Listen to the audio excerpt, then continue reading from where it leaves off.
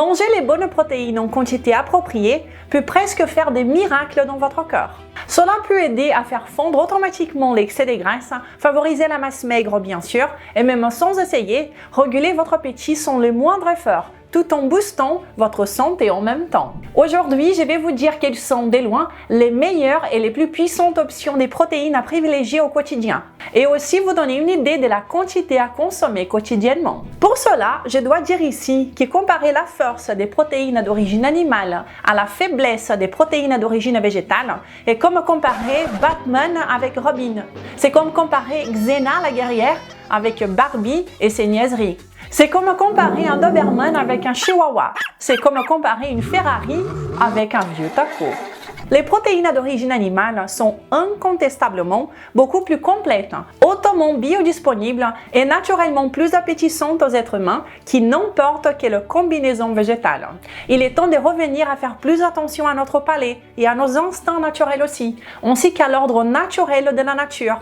Et en fait, moins aux médias et à leurs sottises politiquement correctes et scientifiquement incorrectes. Nous n'avons jamais été aussi en mauvaise forme physique et chroniquement malades comme maintenant. Alors, il est temps de changer. En ce qui concerne la nutrition optimisée pour les êtres humains, les protéines d'origine animale ont toujours été, sont encore et continueront d'être l'acte principal de votre assiette, tandis que le reste sont des simples figurants. Si vous ancrez chacun de vos repas principaux dans les sources de protéines que nous allons voir, vous serez déjà à mi-chemin vers le cœur et la santé que vous méritez. Bienvenue sur ma chaîne, je suis Renata Barcelos, chercheuse indépendante en sciences nutritionnelles et la créatrice de la méthode Accélérateur Maigre Définitivement. Et je suis ici pour vous aider à débloquer votre métabolisme, reprendre les rênes de votre santé, construire un corps qui vous fait sourire devant le miroir. Tout basé sur la meilleure science à laquelle j'ai accès et toujours sans blabla. Alors allons-y. La première catégorie des protéines fortes que je vais vous montrer est évidemment la viande de bœuf. Les ruminants comme les vaches sont des animaux spectaculaires, des véritables miracles de la nature. Et leur protéine est totalement nutritive et précieuse. En outre, la vache a une capacité unique, spectaculaire, de convertir les graisses polyinsaturées des aliments qu'elle se nourrit, comme par exemple des acides gras toxiques pour les humains, comme l'acide linoléique. Les vaches ont la capacité de les convertir en bonnes graisses, neutralisant ces composés. C'est pourquoi même si vous nourrissez une vache au soja ou au maïs, qui sont riches en ces graisses polyinsaturées, cela ne se traduira pas par plus de graisses polyinsaturées dans la viande de la vache, en raison de sa capacité incroyable à désactiver et à convertir cela en meilleures graisses pour les humains. C'est pour cela que tout morceau de viande de bœuf est un excellent choix. Si vous pouvez, évidemment que privilégier la viande provenant d'animaux nourris 100% à l'herbe biologique serait le meilleur. Mais si vous ne pouvez pas, la viande de bœuf, la viande rouge, sera toujours une excellente option. Et en bonus, si vous voulez le meilleur multivitaminique naturel, le plus puissant existant, vous pouvez consommer un peu de foie de bœuf si vous aimez. Et vous aurez là un ensemble puissant de minéraux, vitamines et tout le nécessaire pour booster votre santé. La prochaine catégorie ici, c'est la viande de porc. Les cochons sont des animaux délicieux comme nous le savons. Cependant, contrairement aux vaches, ils sont des animaux monogastriques. Et qu'est-ce que cela signifie? Cela signifie essentiellement qu'ils n'ont pas cette capacité de convertir les graisses insaturées de leur alimentation en graisses saturées, qui sont plus sûres pour les humains. Cela signifie malheureusement que si le porc est nourri de maïs, de soja, etc., il va accumuler cette graisse polyinsaturée, cet acide linoléique qui est problématique pour les humains, dans leur propre graisse. Ce qui va arriver, c'est que la graisse de porc va commencer à avoir un profil lipidique plus proche, disons, de l'huile de colza, une concentration plus élevée des graisses polyinsaturées. C'est pourquoi je suggère, si vous consommez de la viande de porc, de préférer les coupes plus maigres, comme le filet mignon par exemple, justement pour éviter la graisse. Non pas que la graisse de porc soit mauvaise en soi, c'est parce que le profil lipidique de cette graisse, lorsque les cochons sont nourris avec du maïs et du soja, est plus problématique. Sans pour autant être dramatique non plus. Si vous ne consommez pas des huiles végétales, c'est déjà le plus important. Et si vous avez des cochons élevés de manière traditionnelle, comme cela a toujours été fait dans l'histoire, il n'y a aucun problème avec les coupes plus grasses et plus savoureuses. Mais c'est bien d'avoir cette connaissance. Les aliments que vous donnez au porc ont une grande influence sur le type de graisse que ce porc va produire ensuite. La prochaine catégorie ici, nous avons la chèvre, le mouton, l'agneau, etc.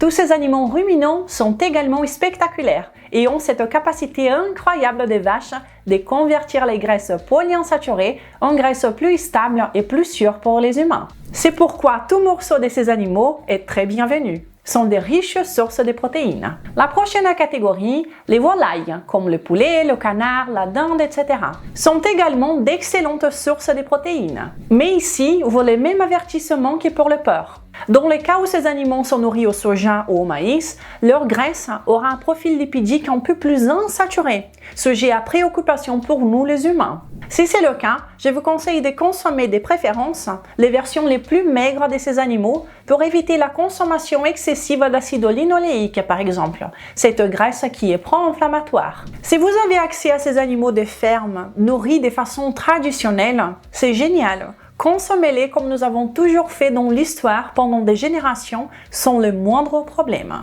Maintenant, parlons des œufs, qu'ils soient des poules, des canards, des cailles, de truches, peu importe.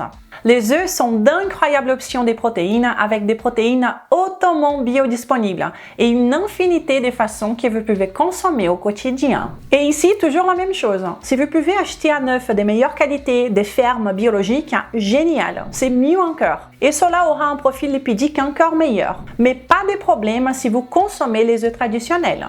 L'œuf reste une option de protéines forte et puissante pour inclure dans votre quotidien. Et la prochaine catégorie, c'est de laisser un pouce en l'air sur cette vidéo si elle est en train de vous plaire, car la prochaine vidéo, je parlerai des meilleures options des glucides.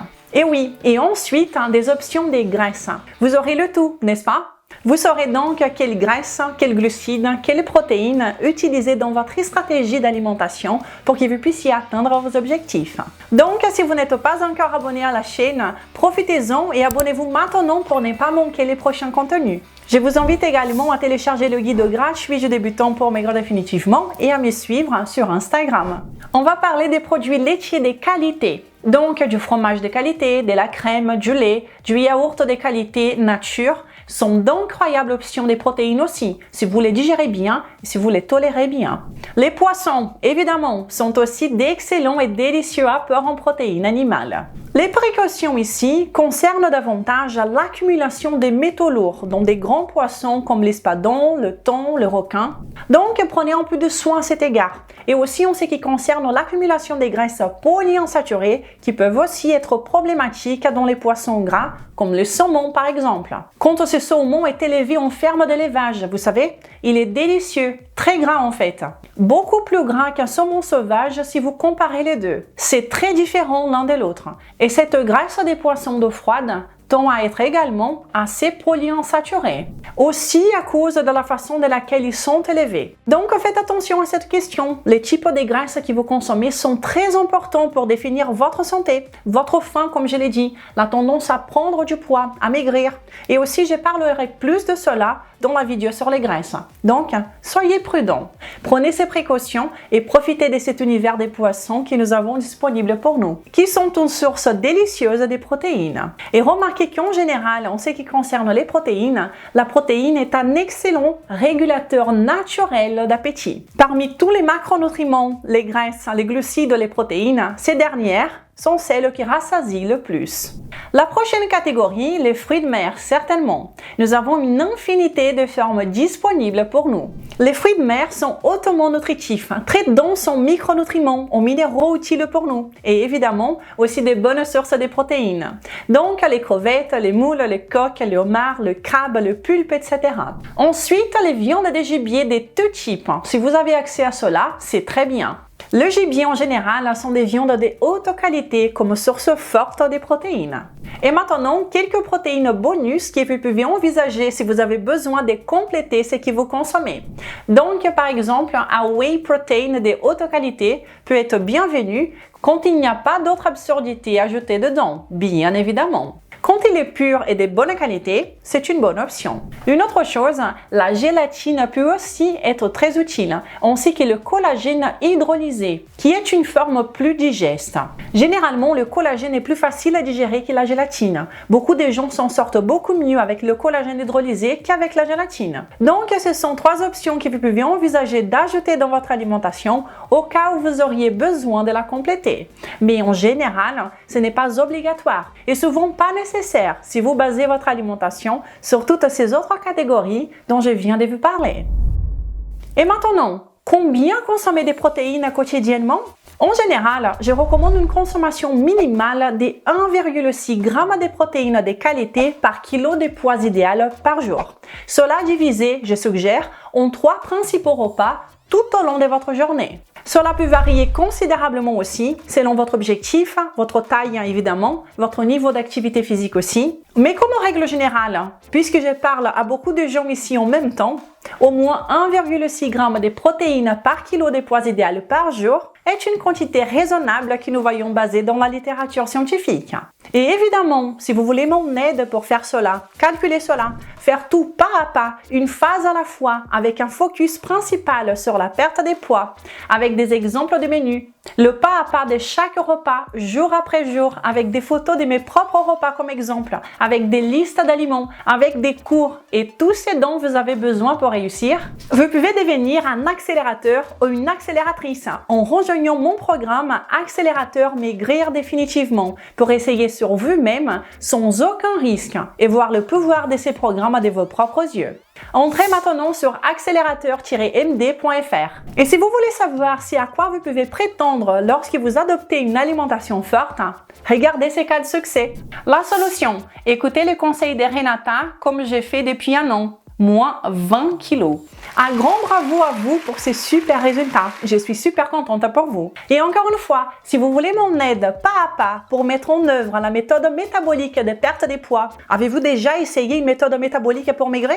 Je doute fortement qu'il y ait quelque chose comme ça ailleurs. Donc, si vous voulez l'essayer sur vous-même sans aucun risque pour voir la différence que cela fait, entrez maintenant sur accélérateur-md.fr et voyez par vous-même. Ok, et en plus, prenez des notes ici, regardez cette vidéo à nouveau si vous le souhaitez, profitez de tout cela, cela va vous aider. Et dites-moi dans les commentaires votre avis.